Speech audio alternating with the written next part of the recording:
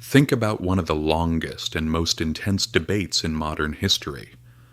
A debate that survived revolutions, brought down empires, pushed superpowers to the brink, and divided the world into opposing camps. Capitalism and socialism weren't just economic theories. For more than a century, they represented two very different visions of how society should work. But here's the interesting part. Most people talk about these systems as if they existed exactly the way they were described in textbooks.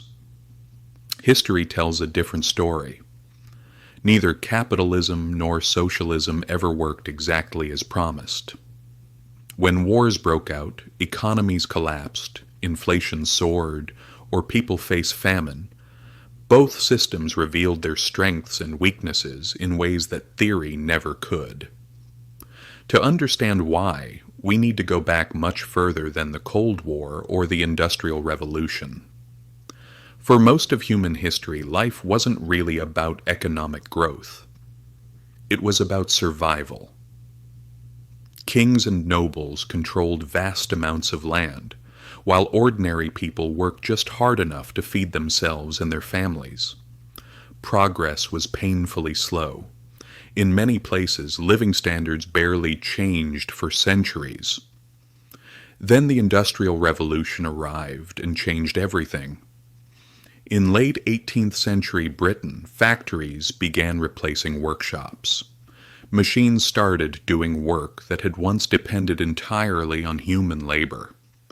Production increased dramatically, and for the first time in history, ordinary individuals could build wealth through investment, entrepreneurship, and innovation on a scale previously reserved for monarchs and aristocrats.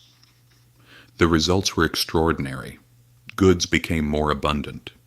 Economies expanded rapidly, and wealth was created at a pace the world had never seen before. But there was another side to the story. Factory workers often endured harsh conditions. Children worked long hours. Cities became overcrowded and polluted. While some people accumulated enormous fortunes, many others struggled just to get by. As wealth grew, so did inequality. This environment gave birth to socialism. Thinkers like Karl Marx and Friedrich Engels looked at the factories, the poverty, and the social unrest around them and came to a simple conclusion. The problem wasn't individual greed or bad luck, it was the system itself. They argued that when a small group owns the factories and resources, inequality becomes unavoidable. In their view, if workers collectively owned the means of production and shared the profits, society could become fairer and more equal.